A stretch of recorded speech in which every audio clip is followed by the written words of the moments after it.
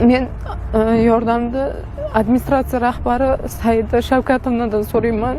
Sudni ichidagi holatni ko'rsalaring, agar o'sha kamera yozuvlaridan ko'rsalaring, nimadan noroziligimni bilasizlar. Sababini men hozir gapira olmayman.